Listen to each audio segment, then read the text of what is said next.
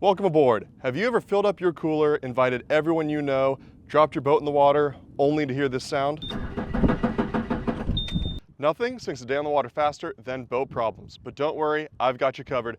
Everything you see here can fix almost all of your problems, turning you from dunce to hero. Today, we're tackling the ultimate guide to boat maintenance and troubleshooting 8 common problems to keep you on the water. From engines that don't start to stiff steering, I'll show you how to fix every problem so you don't block the launch ramp again.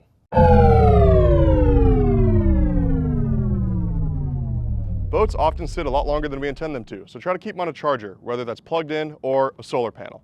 But if it's too late, here are some tips for you. If you have multiple batteries, make sure the battery switch is set to both, or if you can, parallel the batteries. This will let your boat draw power from all the banks and not just the dead one.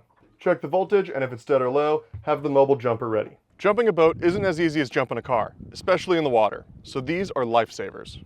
If your batteries do show the correct voltage, 12 volts or possibly even 24 volts, then it's likely a connection due to corrosion. Check the terminals. One sign of a weak connection is having power to the boat, but not enough power for the starter. Clean, tighten, or replace the terminals. You might still have a bad battery, but checking the terminals first is a lot easier on your back. Come on. So you determine your battery is good, but your boat still won't start. Diagnosing an engine that won't start depends on what you're running, diesel or gas. For diesel engines, it's almost always a fuel issue. Check to see if the system needs priming or if your fuel filters are clogged. When you key on, can you hear the priming pump? Gas engines rely on more wires, so once you've checked that the fuel bulb is primed and that the inline fuel filter isn't clogged, go ahead and move on to the electrical system. Look for loose or corroded connections and make sure that there's a good spark at the plug. Hopefully a quick replacement part or a fuel prime will get you on your way. But much like the batteries, sitting boat is bad for the gas. You might require a service. Oh, and don't forget the easy stuff either. Make sure that your engine isn't in gear and that your kill switch lanyard is properly attached.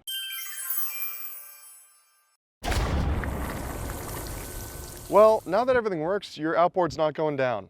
Failure of the trim on an outboard or an outdrive is a common result of losing the battle with corrosion.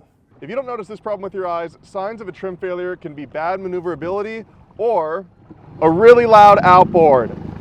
This solution, however, is one of preventative maintenance.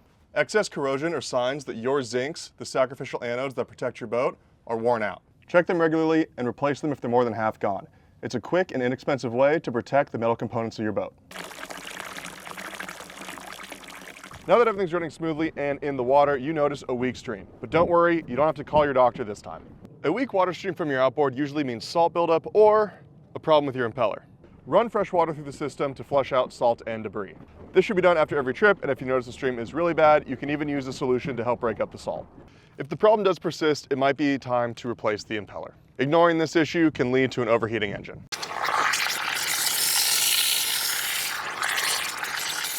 An engine overheat can happen at any moment, likely when you're away from a dock. So if it does, be sure to check these 3 things. First, inspect the belt. A worn or loose belt can keep the water pump from working properly. Next, make sure the coolant level is topped off and there aren't any leaky hoses. Check for rust and liquid stains aboard and make sure that you always have spare hose clamps. Lastly, check the water pump impeller. If it's damaged or clogged, it won't be able to circulate cooling water. Also, be sure to check the thrill fittings, strainers, water inlets, etc., and make sure that all these are also clear of debris. Stiff steering can make handling your boat a nightmare, but most of the time, it just needs some lubrication. Check the steering cable and grease fittings. Make sure to use a marine-grade lubricant to keep everything running smoothly. Then when you go to put the boat away, if you have a steering rod that retracts all the way inside your cylinder, be sure to turn the engine towards that side. That way, you'll prevent additional corrosion.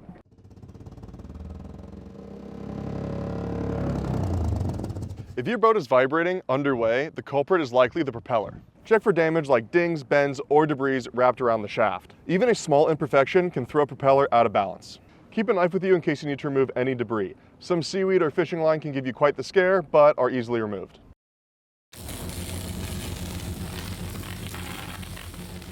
Lastly, we have every other issue that can go wrong with your boat. From the windlass to nav lights to speakers to VHF radios. If something doesn't work, it's probably a bad connection. Keep spare splices on board with a pair of wire strippers and crimpers.